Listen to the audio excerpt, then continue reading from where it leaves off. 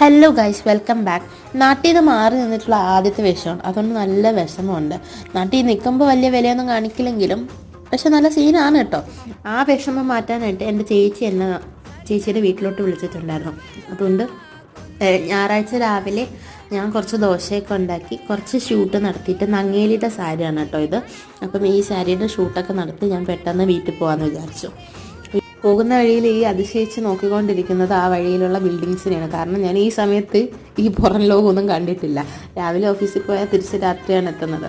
പിന്നെ ഞാൻ വീട്ടിൽ എത്തിയപ്പോൾ ഇവൾ ഉറക്കിണിട്ടതേ ഉള്ളായിരുന്നുള്ളൂ. അതുകൊണ്ട് കുറച്ച് കുണമാറിയാണ് നിന്നത്.